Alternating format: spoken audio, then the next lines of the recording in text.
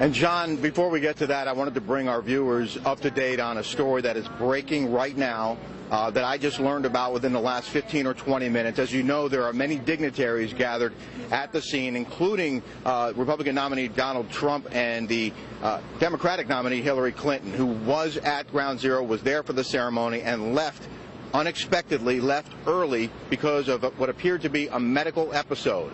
I have a law enforcement source who was there, who was 15 feet away from Hillary Clinton. He says she was standing on a curb with her protective detail waiting for her motorcade. They were surprised to see her because she wasn't supposed to be leaving yet, so they had to wait for the motorcade 2 or 3 minutes. When it finally rolled up, my source says she stumbled off the curb, appeared to faint, lost one of her shoes that wound up underneath the van. Her protective detail, I'm told, helped her into that van, and then the van took off, presumably in the direction of a hospital. They grabbed her shoe and flagged down the rest of her detail.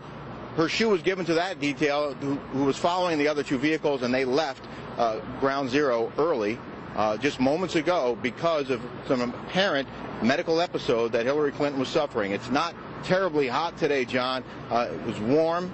Certainly warm at the scene, but again, Hillary Clinton, my source, was 15 feet away, says she appeared to be having some sort of medical episode, had to be helped into her van, and left Ground Zero early before this ceremony ended, apparently because of a medical problem.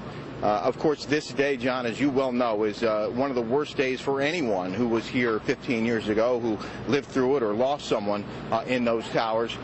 It was also a day of remarkable bravery and heroism, and we have seen, as you know, remarkable progress at the site behind me where One World Trade rises above Ground Zero and where the reading of those names take place because of the attacks that changed our world forever.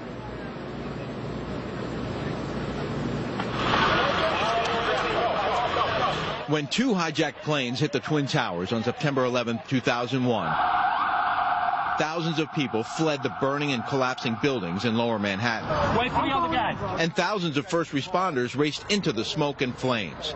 Firefighter Billy Quick was one of them. I ran up to the building and a police officer said, I got people trapped down in the subway. So I went into the subway, went downstairs, got people up. People are bleeding, screaming, crying. And they just said, just come upstairs, go to your left, just keep going to your left. Just find the ambulance, go to your left, go to your left. Within 2 to 3 minutes after that, the first collapse happened of the building.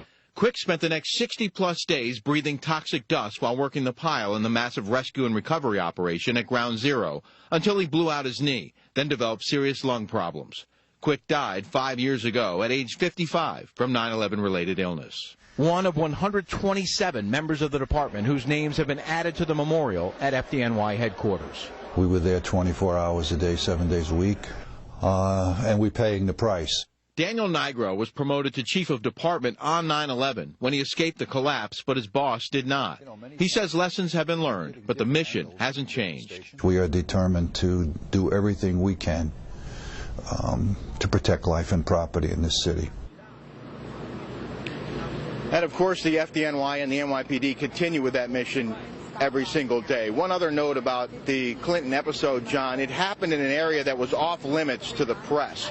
So the pool reporters that follow Hillary Clinton wherever she goes didn't see it. They didn't know about it. As far as we know, there were no cameras at that location.